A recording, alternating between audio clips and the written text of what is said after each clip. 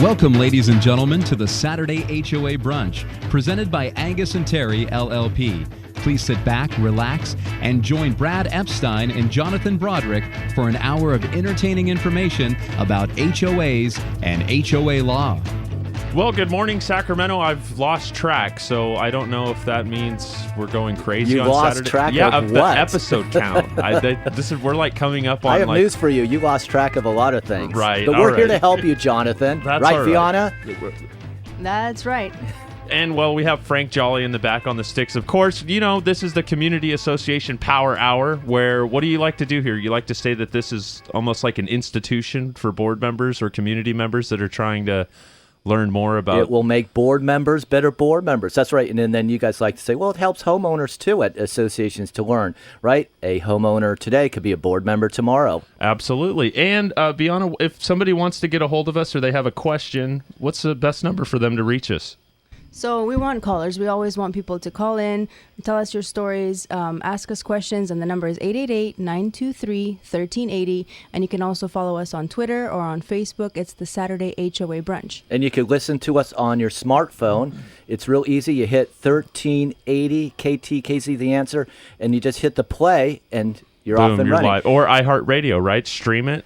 Vianna has cousins in Romania that wake up at midnight every weekend and tune in. Saturday HOA Brunch, so you could be eating your brunch and listening to the show. You could be some of our board members like to walk and take walks through the park or around their association and check out for violations and then listen to our show at the same time. Well, you know what? We're excited because we have the Rolf Crocker here with us. Crocker. And he's kind of All right. a legend in the industry. He's a legend in my own mind, I think. Right. So Rolf's back. He's the CEO of Omni Community Management, and he is also, what's your title with HOA Director Magazine? I guess I'm the publisher of HOA Director Magazine officially. Right, and that's new, right? That's a newer venture. A friend of mine, a former staff member of mine, going back about 15 years, Dale Stansel and I started this up about 9 months ago. And what it is, it's a magazine. It's a published physical magazine that goes out to volunteer HOA leaders across Northern California. We're also launching next month in Las Vegas and Reno, so we're excited to keep that going. But it's unbiased, good information to help boards do what they do. I just really feel a strong connection that they need to be empowered. They need to be helped. That's great. So Dale Stansel, you have a great teammate on this. It's going to be Indeed. a great product. That's fantastic. He has managed associations for, 150 years? Pretty close to that. In fact, it's I think his 60th birthday was just over the weekend. So great guy. There you go. Such a nice guy. Yes, he is. Well, and he's a PCAM, right? He is a PCAM which is as well. a prestigious designation What in is this a PCAM? industry. Professional Community Association Manager is the highest designation offered by the Community Associations Institute. Oh, it's Wow, excellent. It's the PhD for association managers. It's about the PhD, that's right, Professional Community Association Manager, the PCAM for CAI. There's a 30 or 40 day. It's like a case study. Well, there are 6 classes you have to take, and then there's a case study that you go on site for 2 days, and you have to answer 10 questions. But I can tell you, having viewed a few of these, those answers can be up to 100 to 200 pages worth of answers just for 10 questions. It's like a thesis. It's a thesis. Wow. Exactly. So if your association manager for your association has a PCAM, you're in great hands, right? It would be, I guess, our industry's equivalent of a doctorate. Wow.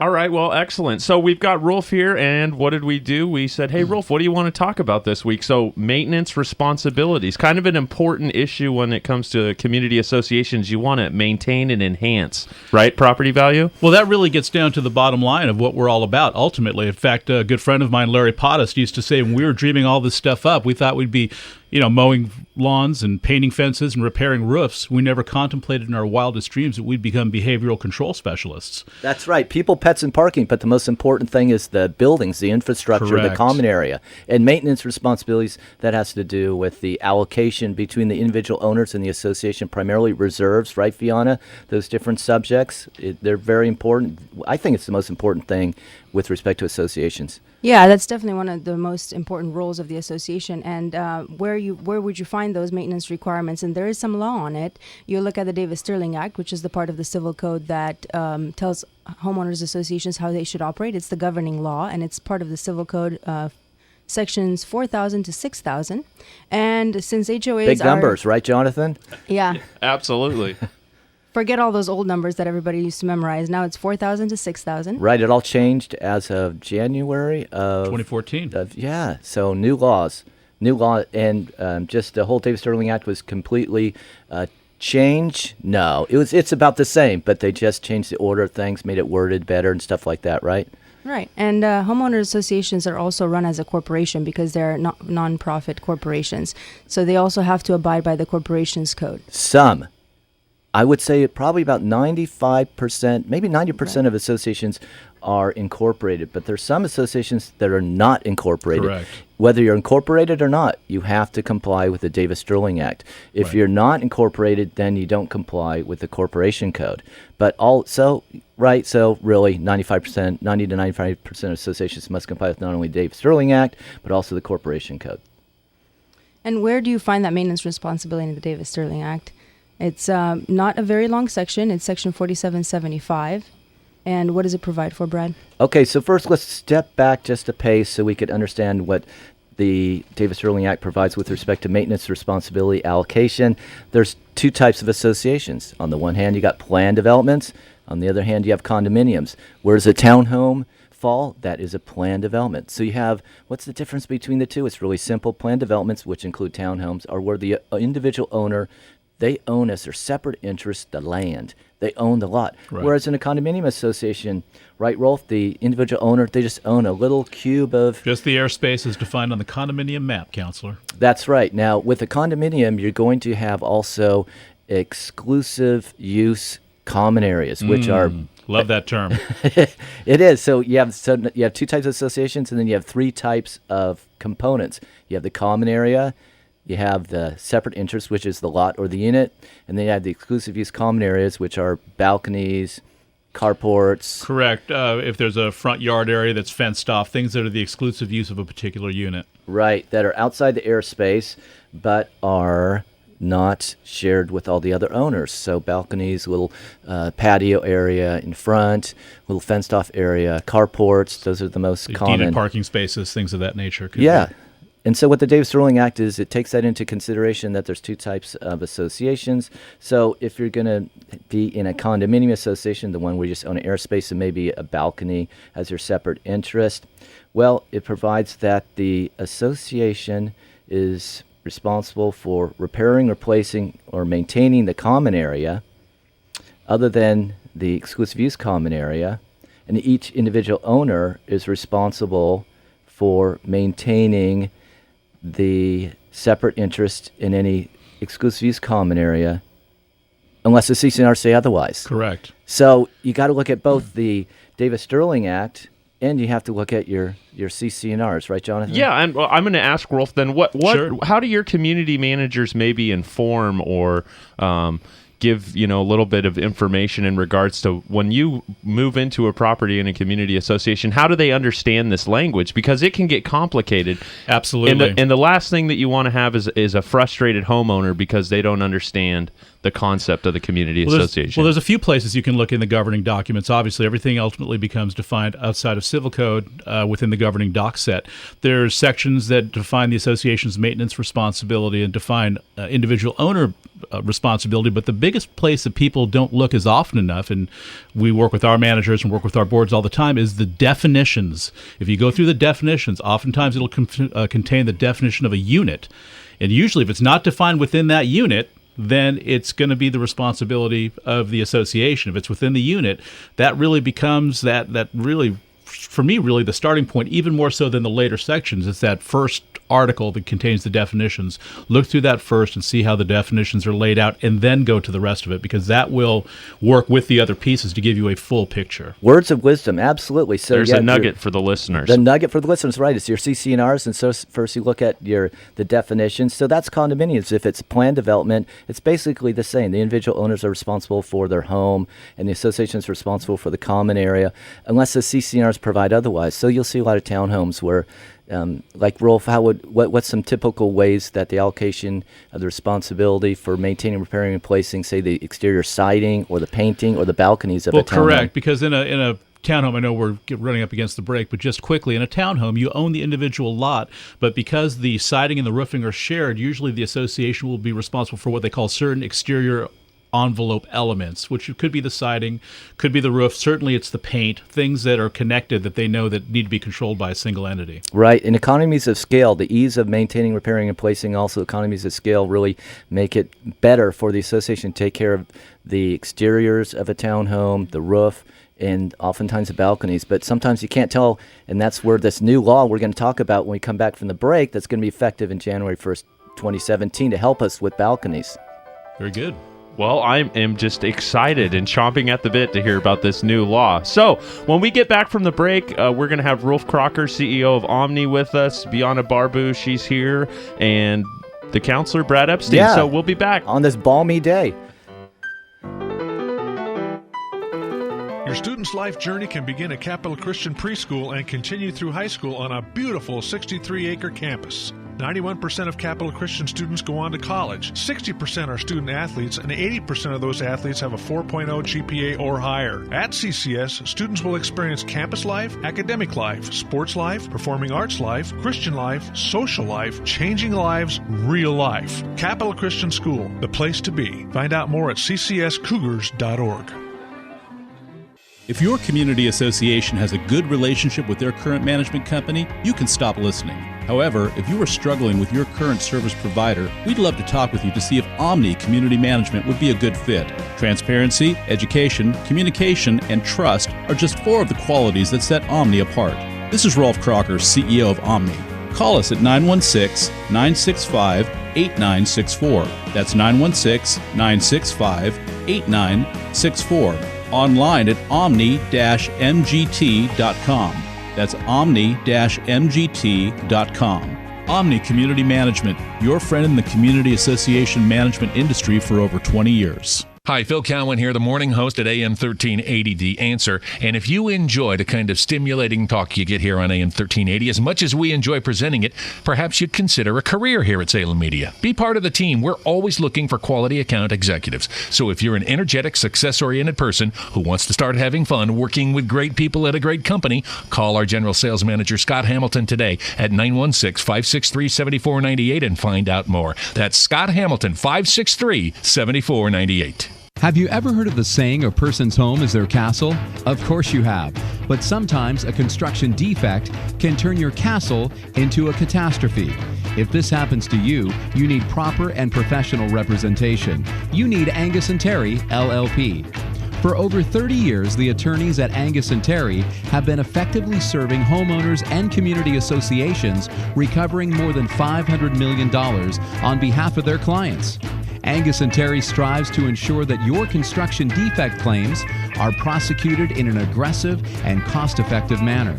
Angius&Terry will also continue to work with homeowners and community associations after the construction defect claims are concluded to make sure that the money received from builders is spent wisely and that your interests are protected during the repair process. Don't let a construction defect turn your castle into a catastrophe. Call Angius&Terry, LLP today at 916-567-1400. That's 916-567-1400. Online at angius-terry.com. Angius&Terry, LLP. AM 1380, The Answer. You're listening to the Saturday HOA Brunch presented by Angius&Terry, LLP. And now your hosts, Brad Epstein and Jonathan Broderick on AM 1380, The Answer. Moving and shaking into the next segment, I'm excited. The Saturday HOA Brunch has got Battle of the Board Members back. So let's check in with our 2 board members that are going to duke it out, right, with a little bit of trivia in the 4th quarter of our show. Marty, are you there? I'm here, yes. How are you doing this Saturday morning? I'm doing well, thank you. Well, it's a beautiful day. It is going to be a beautiful day. It is already a beautiful day, and I am very excited that I was able to wrangle you in yesterday when I called, and you're anxiously awaiting this trivia portion of our show, right? Yes, I am. Yep, and you actually have a relationship with our guest. You are one of the board members for Rolf Crocker and work with Rolf Crocker with Omni, correct? Yes, we've been with Omni for quite some time now, yes. Excellent. And then I guess we were going to have to check in with your competitor, Norm. How are you doing, Norm? I'm doing great, and yourself? I'm hanging in there loud and clear. So what do you have planned for this beautiful Saturday after you duke it out with Marty on Battle of the Board Members? Yard work, I guess. Yard work. Okay. Perfect. All right. Well, Rolf says hi. We're gonna keep moving forward with a little legal discussion and some insight from our expert in the industry, Rolf Crocker. So we'll check in with you guys in a little bit. Pay attention and make sure you take good notes. Okay, we'll do the best. Okay, good luck, Marty. I know Marty pretty well. I know Norm as well. Friendly excellent. competitors. It's Yeah, gonna be great. competitors. Excellent. All right, Counselor, Great. back to you. Great. Okay, so Viana's going to tell us a little bit about this new law. And the neat thing about this new law is that it is giving us a chance for us to figure it out and to make any changes to our CCNRs if we need to, because it doesn't come into effect until January 1st, 2017. So, Viana, you want to tell us a little bit about this? And this is in the Davis-Sterling Act, right? Yeah, it's a Davis-Sterling Act, it's Civil Code Section 4775 for anybody who wants to look it up. So currently what the section says is that the association is responsible for maintaining common area and the owners are responsible for maintaining their exclusive use common area. But the ambiguity is that what does maintenance for the owner mean? Does it include repair and replacement obligations as well? So in an effort to address this gap, what the legislature has done is change the language to say that owners are responsible for maintaining their exclusive use common area and associations are responsible for repairing and replacing the exclusive use common area. However, there's a caveat unless the CCNRs provide otherwise. Okay, so let's sum that up. So what we have types of exclusive use common areas. So this is mostly, I would say, for about 95% of the associations that have exclusive use common area, they are condominiums. There are some others where you'll have a planned development where someone will have a exclusive use common area as well, an individual owner. So types of exclusive use common areas are like what again? That's balconies, front patios that could be enclosed, carports, deeded spaces, carports and things. Right. The one where the rubber hits the road, though, I believe, is balconies. And I cannot tell you how many times over the last 20 years when I'm assisting associations that I've had to help the association figure out at ground zero, you know, who is supposed to take care of the balcony and which portions. Is it just the rails that the individual owners take care of? Or do that take care of the surface? And then at the break, right, Rolf, you're saying, whoa, there's a big issue when the whole structure of the balcony needs to be replaced. Oh, my gosh. Then what happens? So, I mean, part of this, you go back to the very beginning. You know, these are supposed to have been built correctly at the outset. So there's that. You know, there's supposed to be positive slope away from sliding glass doors. We'll just start with that one. But I think further, as a practical matter, when we were talking about the townhome situation in particular, in, say, a planned unit development, you have a situation where, you know, the association may be responsible for the exterior elements, but the individual owners are responsible for the structure. But when they open it up and find dry rot, it's easy enough to look and say, well, the association should have done their irrigation different or something else, and they essentially caused or were a contributing factor to this. So I'm not sure if this is really going to clear things up or make it more murky in the long term, Brad. Right. So I think that is an excellent point, Rolf. And I think because the association has an effective date of January 1st, 2017, right, Viana, that this is supposed to give us a chance to make changes to CCNRs. Because, again, what this new law provides is that unless your CCNRs provide otherwise, the owners maintain, whatever that means, their exclusive use common area, their balconies, while the association repairs and replaces the balconies. So let's go out and let's look at our CCNRs, managers, board members, attorneys, work together at your association and figure it out and make it clear in your CCNRs. When we revise CCNRs, we try and make it really clear. And also this brings up another point, and that is, well, it's not really going to be an issue that the association takes care of it if they have reserved for it. Correct. So what do we talk? So we're going to get into that too. The reserves dovetail with maintenance responsibilities. So, Rolf, touch upon that. What are reserves? What are associations supposed to do? What are some good tips about that? Well, reserves make up a good portion of every association operating budget. Reserves are those monies that are put away for capital replacements that have a useful life of greater than 1 year or less than 30 years. So things like fencing and siding and roofing come into that window.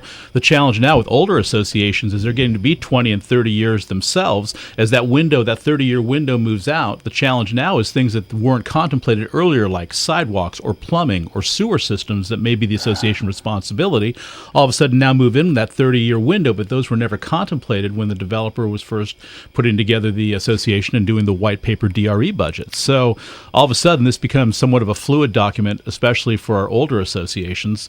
But the key is to have a qualified reserve professional review those and make sure that you have all the components addressed in the study. Like Bob Browning, he's our friend of the show, and Absolutely. he is an Known him for over expert, 25 years. Expert when it comes to reserves. And I actually do hear a lot of compliments from managers and board members that he has one of the easiest reserve studies to understand. That is and read. Absolutely true. So I would second that. I'm anxious to get him back on the show so that he can come in. What's the name of Bob's company? Browning Reserve Group. Browning Reserve Group. Yep. Yeah. So let's come back to balconies. I want to keep having us come back to balconies. So with the balconies, if the association maybe didn't reserve for them because the CCNRs weren't clear as far as who was supposed to repair and replace them, right? Now you got trouble. Now you have an owner. So it comes time in any life of a balcony where it needs to be replaced. Oh, and those are a scary topic right now because, we've had some situations as of late in Northern California. That's correct. Where there's been the loss Berkeley of life, event. right? There's the Berkeley event, and then there was another situation with a stair stringer in common area, I guess, landing, where someone lost their life. So if you don't, inspect, maintain, and enhance and make sure that these areas are kept up, you could have some serious issues and lawsuits, essentially. Well, part of the challenge with that, I think, is doing regular inspections and preventative maintenance, which is something we'll delve into probably a little bit more after the bottom of the hour break. But in short, there was legislation that was passed that required. It was called SB 800. Now I believe it's Title 7, correct, Brad? Exactly. Which essentially require any new associations built after January of 2004 to have certain inspections performed as part of their governing documents. Now, associations prior to that don't have that requirement, but especially with these events happening, I find it's not much of a stretch to think that at some point the legislature is going to show up and require that all associations have these kind of inspections to make sure, just like on your car, you have to do your oil change at 3,000 miles, you do your timing belt at 75,000 miles. Check your tire pressure. That associations have components that need maintenance and repair, and they're going to have to, at some point, I think, legislate to make sure that it gets done in order to protect the safety and welfare of residents. Right. So like Norm and Marty know, it takes a good team to do this.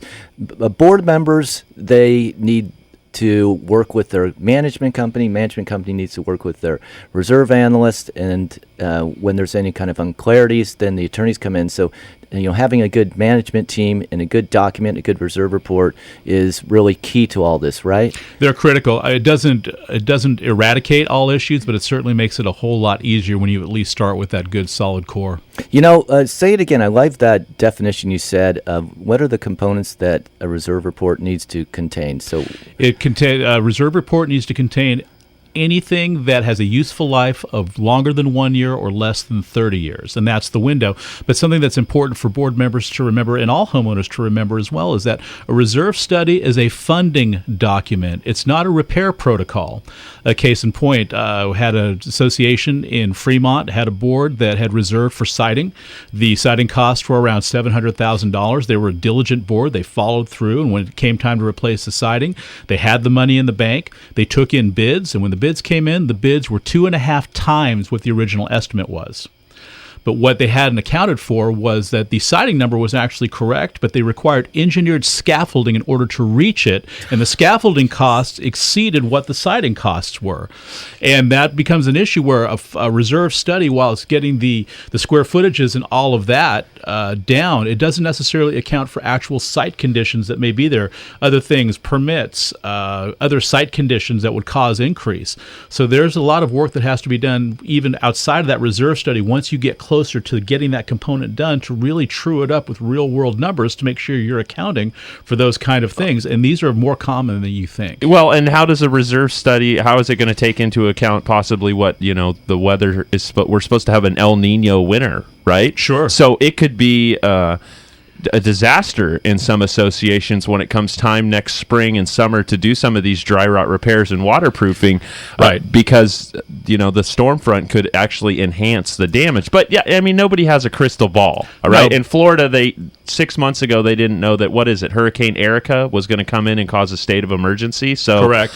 That's just life. You just deal with it, right? Roll with the punches and hope that you have the assets prepared. Correct, but there is part of Civil Code that actually addresses reserve studies in terms of how frequently they need to be done, that I know we're coming up on the break, but essentially the upshot is that they're reviewed annually and have to be done from scratch every 3 years. That way it should account for any site conditions or things that may have changed the useful life of those components. So is that just a guideline every 3 years? It's not a guideline, that is the law, as they say. And when we come back, we're going to talk more about the law.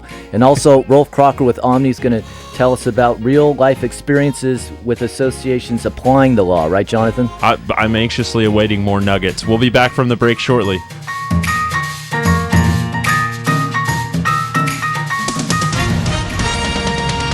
With SRN News, I'm Bob Agnew in Washington.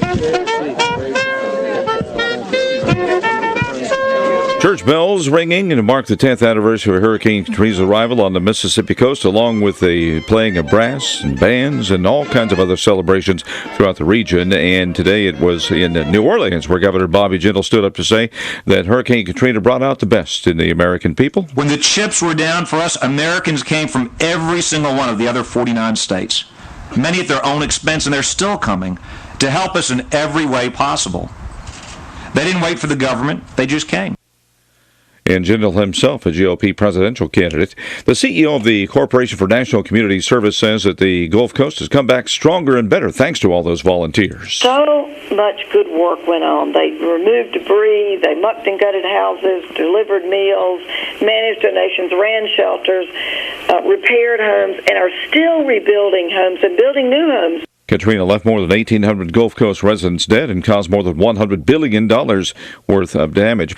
Erica expected to exhaust a lot of her tropical strength as she passes over the island of Hispaniola today, the island where you'll find both Haiti and the Dominican Republic in a very mountainous area, just enough to take some steam off of that storm. National Hurricane Center Chief Forecaster James Franklin. This could be a very serious problem for Haiti and for the Dominican Republic. It doesn't take a strong storm there to create mudslides and create a large loss of life. The storm may be weaker by the time it hits the Florida coast, and that's why preparations, though, are still underway because they don't know how strong it'll be. Florida Governor Rick Scott. This storm is going to come into our state sometime probably late Sunday, so watch the news. Georgia's 100-mile coastline has not suffered a direct hit from a major storm since 1898. This is SRN News. Hi, this is Rick Russo, owner of Russo Insurance Agency and Financial Services. We proudly serve Granite Bay, Roseville, Rockland, Sacramento, Lake Tahoe, and the surrounding areas. At Russo Insurance Agency, we like to say, get to know us before you need us. Our insurance agency is built on relationships and trust. If you want to be certain that your most valuable assets are insured correctly, allow us to give you more than just a 15-minute quote. For all your commercial, home, auto, and life insurance needs, call us today at 916-791-1901.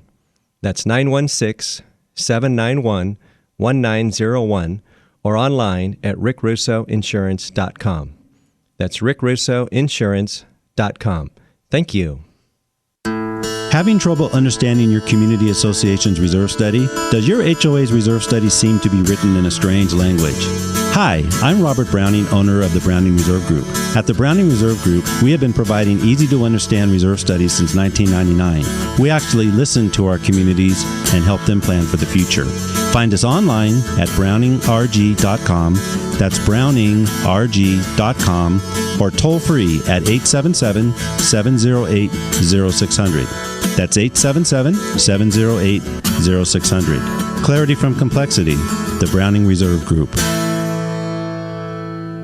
This is AM 1380, The Answer. You're listening to the Saturday HOA Brunch presented by Angius&Terry, LLP. And now your hosts, Brad Epstein and Jonathan Broderick on AM 1380, The Answer. Well, just like every Saturday, this is our hour where we educate and enlighten regarding community associations, right? Indeed, absolutely. This is the fun stuff. This is what everybody waits for during the week, is to on Saturday morning tune into the Saturday HOA brunch so they can stay up to date on issues in community associations. It truly is appointment listening.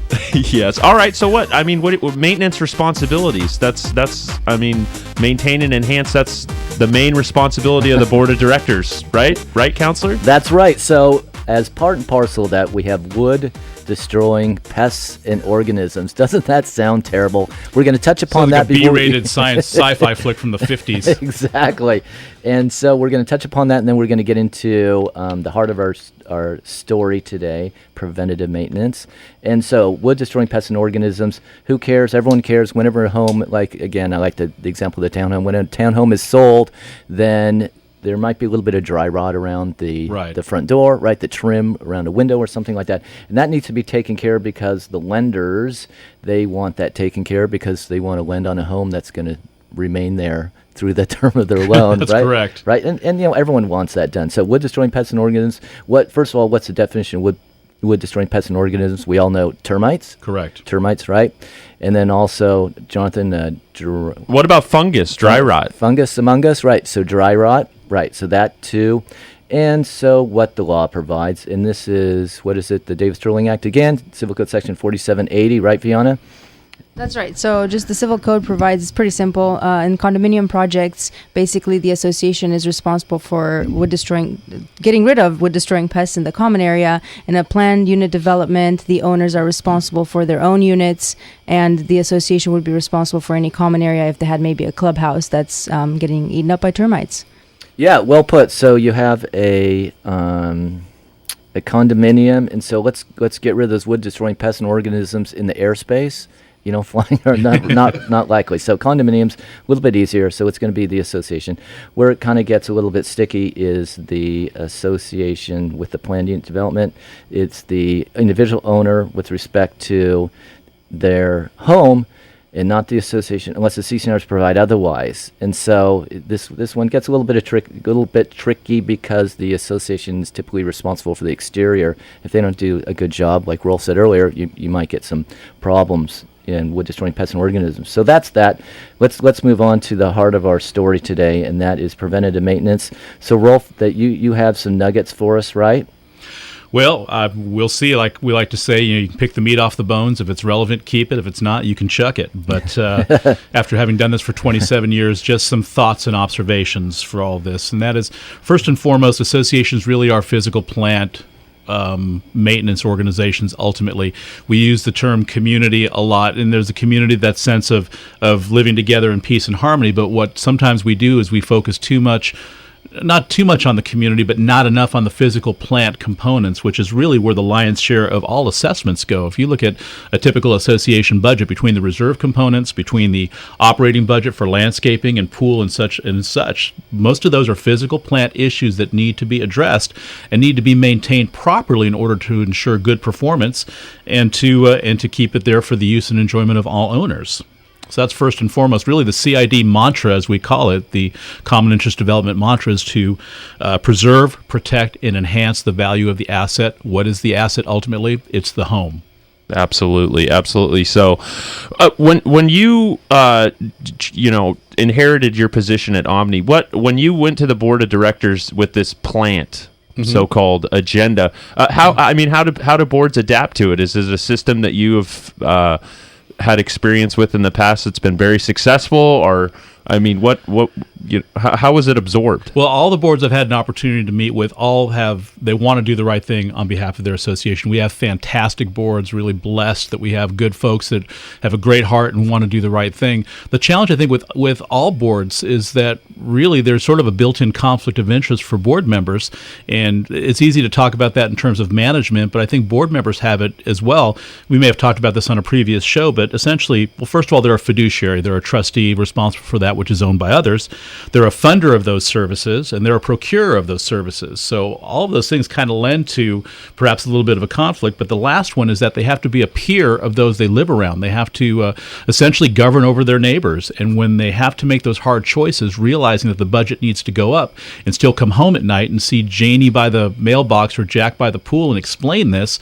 That's probably the more difficult piece. And unfortunately, too many times, not in the current situation, but in the past, I've seen budgets become political tools as opposed to true financial tools that really help maintain the organization and keep those assets going. Right. And I think by that you mean that it is real. It feels good, and everyone slaps you on the back when you're a board member and you say, the assessments are not going up this year. Correct. And everyone cheers. Yay! Oh, I walked into an association up in the Oakland Hills probably about 12, 13 years ago, and their badge of honor was that they had not raised the assessment in 8 years.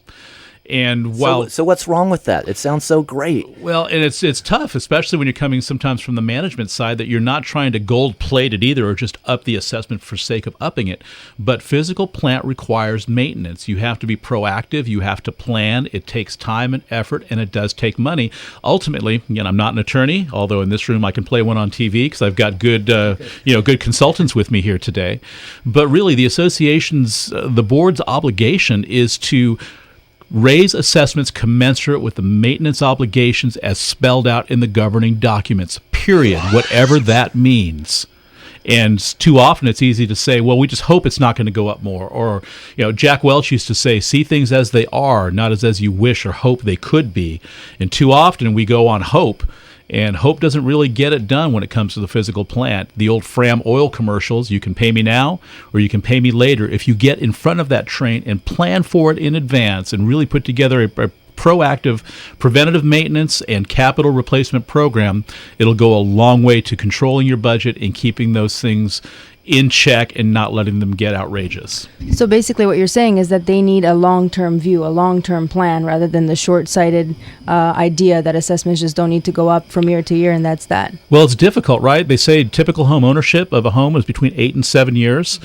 And you're talking about a reserve study that has a window of 30 years. So it's difficult for people to see that longer-term horizon when really their interests tend to be short-term. And unfortunately, the human condition is to kind of look at things in the short term. So the biggest challenge is to overcome that and really think long-term what's going to be in the best interest of everybody and set it up based on the long term. Back in the day, we used to go to AAA and get a road map. How many of you folks in the audience remember those days when you'd walk in and get that fold-up road map? Nowadays, we have a GPS on our phone. We wouldn't think about taking a trip without a map, but we don't have a map for our associations. Yeah, never seen one, Rolf, a road map. I have no idea what you're talking about. I'll go down to the Smithsonian. What are you, 19 years old or something? Absolutely not. Okay, well, we're excited because it's that time. When we get back from the break, Norm and Marty are going to duke it out and play Battle of the Board Members. We'll be back. Everything is 70% off at the end of summer clearance at SAChalfoff.com. It's a paintball birthday party for 8 players for 4 hours with a party room, paintballs, and all the gear. That sounds like fun. And you can get 2 $30 gift certificates good at any Cupcake Craving location, including Jake's Desserts in the Palladio in Folsom. Great for any party or celebration at 70% off. Everything is 70% off at the end of summer clearance at SAChalfoff.com. Hi, I'm Morgan Fussell. My company, Broadband Agreements, negotiates cable television and broadband right of entry, access, and compensation agreements for your communities. At Broadband Agreements, we offer a free review of all agreements with a signed letter of authorization. Broadband Agreements will improve your community's income and or savings, or you don't pay us a dime. Visit us at broadbandagreements.com. That's broadbandagreements.com. Or call me, Morgan Fussell, directly at 916-939-5026. That's 916-939-5026. Broadband Agreements online at broadbandagreements.com or 916-939-5026. The challenges presented by today's economy and rebounding housing market is forcing many homeowners association boards of directors to operate their HOAs more like a business. It's a balancing act of trying to stay solvent and still provide homeowners with quality amenities and services. One of the main challenges HOA boards are facing is attempting to recover unpaid HOA fees owed by delinquent homeowners. Collection efforts are often very time-consuming. If you want to get the HOA fees collection monkey off of your back, call ATC Assessment Collection Group. ATC is an attorney-supervised collection company providing collection and foreclosure services to HOAs in both California and Nevada's most recognizable communities. Get back to what you actually volunteered to do as an HOA board member. Effectively oversee your community. Call ATC today at 916-641-1410. That's 916-641-1410. Online at atcacg.com. That's atcacg.com. ATC Assessment Collection Group. This is AM 1380. The Answer. You're listening to the Saturday HOA Brunch presented by Angius&Terry, LLP. And now your hosts, Brad Epstein and Jonathan Broderick on AM 1380, The Answer. Moving right along. It always seems like it's the fastest hour of my week, right? The Saturday HOA Brunch. We're already down to the fourth quarter, but that's time for us to award some board members with some prizes. It's a fun topic, but I'll have to tell you, every time we do this, it's like we need another 30 minutes. Yeah, absolutely. We're working on that. We've got some things in the works. Excellent. Some irons out there and fires, but we'll get to that when it's time to get to that. So we have Norm and Marty, and they are going to play Battle of the Board Members. So here's the rules, guys, real quick. So Brad's going to ask Norm 3 questions, and then I'm going to ask you 3 questions, and we'll do that for 2 rounds. And then for the 3rd round, Brad will ask Norm 5 questions, and I will ask Marty 5 questions, and then we'll find out who wins. Simple enough? Sure. Simple, not Simple easy, enough. but Clear as simple. mud? Simple but easy. Yeah, exactly.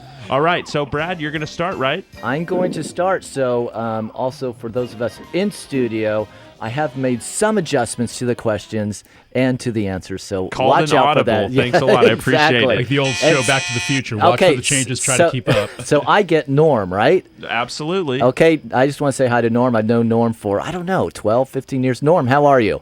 I'm fine, Brad, and yourself? I'm doing great. Great to have you on the show. I am honored. All right, are you ready to go? I am. Okay, question. You're going to go 3 questions. First question. Question number 1.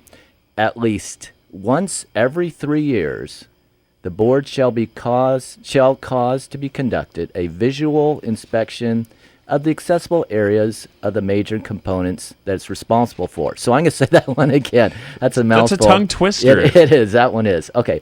Every 3 years, the board must cause a visual inspection of the accessible areas of the major components that the association is responsible for. Correct. That's right. True. Excellent. 1 for 1. Rounding the corner to number 2. Board members have a fiduciary duty to act in the best interest of the association and the members as a whole. True. Excellent. Number 3. A reserve study is a financial tool, not a maintenance plan. A reserve study is a financial tool, not a maintenance plan. Correct. True. That is true. Rolf, what do you have any comments about that little nugget there? Well, I think, again, getting back to the fact that it needs to be something that's actually part of the roadmap that you can use to take care of your maintenance obligations and not defer to the political will at times to not be proactive in your maintenance obligations. What? All right, another nugget. All right, so, Norm's 3 for 3, but I have all confidence in my contestant, Marty. Marty, are you ready? I'm ready. All right, and you... The first answer is opposite. Okay, you got really? that right? Yeah, I've got it. Yeah. You did this I saw audible... that. You came into studio today like Peyton Manning with your arms waving around. Brad's testing our knowledge as well. All right, Marty, are you ready for your first question? It's Marty. Yes, Marty, are you ready? I'm ready. All right. Wood-destroying pests and organisms include termites and dry rot. Correct. Got it. Incorporated associations have to comply with the Davis-Sterling Act and Corporations Code. Correct. Definitely correct. Well, thank you for the help, Norm, but I think Marty had that one covered. I didn't realize. I'm sorry, I didn't realize. Yeah, I'll zip it. These are 3 questions for Marty. So, okay, Marty, 3rd question in the first round. Board members may rely on experts to help make a decision about maintenance. Oh, definitely yes. Oh, see, that's 100% confidence, and we're all tied up. So Marty's still in the Relying game. on experts, right? Rolf, what do you think about relying on experts? Isn't that part of the fiduciary duty? I believe that's part of the corporations code. That's the reasonable, prudent person under similar circumstances. One of the tests of meeting, I believe it's 7231 or 7321. Oh, nails it. Right? Oh, So, I salute you, sir. 7231. Is that one of the tests is relying upon experts to meet that standard? So yes. Safe harbor. The Okay. guy doesn't even have a Davis Sterling in front of him. No, and he didn't Google it or anything. I saw him. Okay, so Norm, are you ready for your 3 questions? I am. Okay, ready, number 1. Individual owners are always, and these questions are a little bit harder now. Okay, individual owners are always obligated to eradicate termites in balconies. No. Correct. That is Got it. false. Okay. Not always. All right. I think I already said this question. Oh, well. A visual inspection of major components in the common area must be done at least every 3 years. Correct. Yes. Number 3. The difference between maintaining and repairing an exclusive use common area component is not clearly defined in the Davis-Sterling Act. Correct. It's not. That's right. True, true, true. Nailed it. Viana, what's the score? That's really impressive. Norm's got 6 out of 6. All right. Are you ready, Marty? It's time for your second round of questions. I'm ready. All right. First question. Associations should have a short-term and long-term maintenance plan in place. Correct. Nailed it. Associations are generally responsible for repairing and replacing, but not maintaining the common area. False. Got it. Question number 3. Changes to the DSA, Davis-Sterling Act, implemented in 2017 will provide that the owners are only responsible for maintenance of their exclusive use common area unless the CC&Rs provide otherwise. That's a tough one, so I'll repeat it if you'd like. Okay, thank you. All right, this is a new nugget too, right? Changes to the law. Correct. That's Changes to the Davis-Sterling Act implemented in 2017 will provide that the owners are only responsible for maintenance of their exclusive use common area unless the governing documents provide otherwise. I'll say that's correct. She got it. We're all tied up. Wow, time for coming up for the lightning round, isn't it, guys? Wow, Bring it up, lightning Norm. round. Bring it on, Okay. Norm. All right, Norm. Marty's tough competition. You knew that coming in, though, Norm. Okay. I did.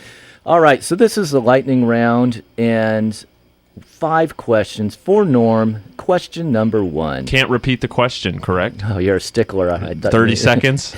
30 seconds on the clock. Got it. Norm, number 1.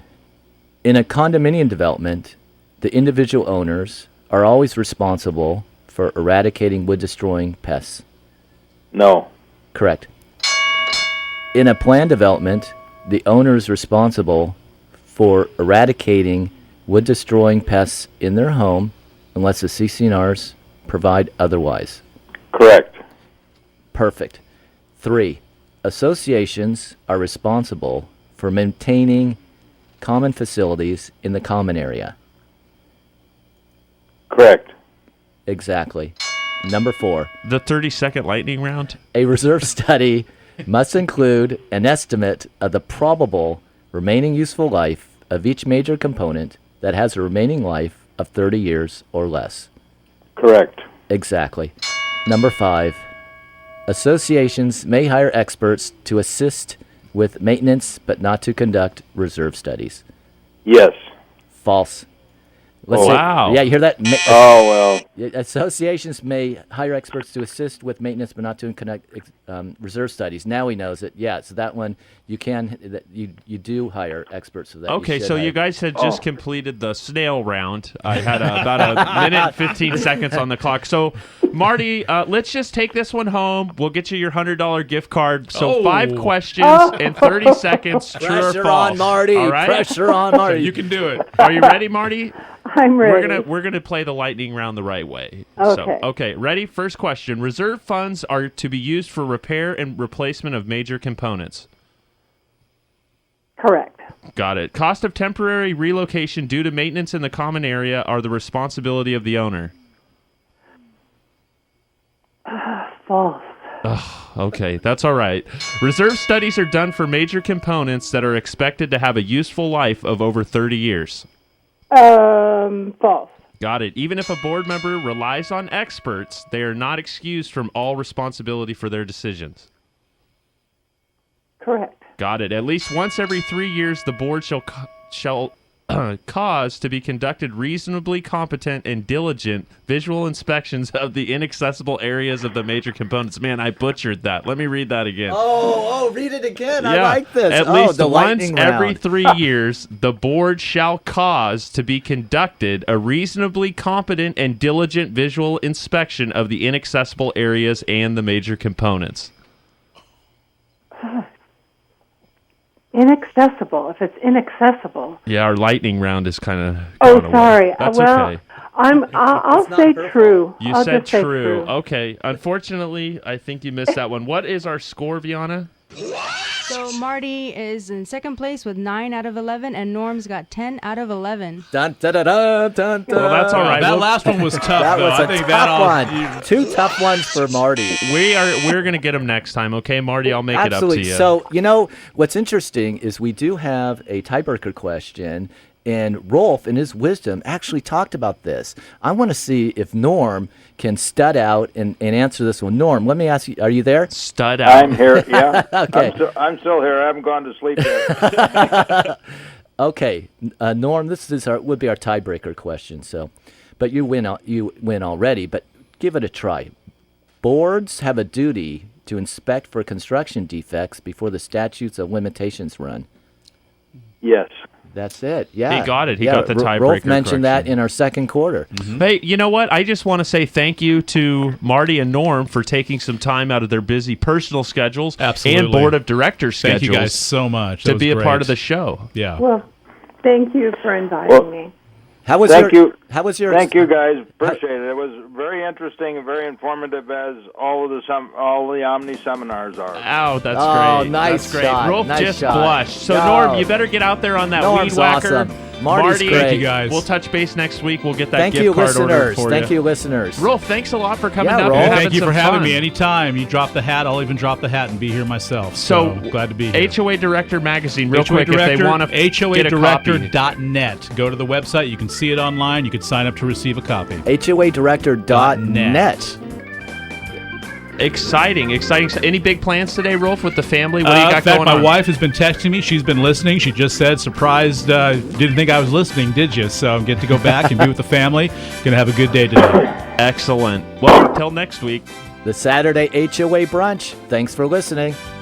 See you next week.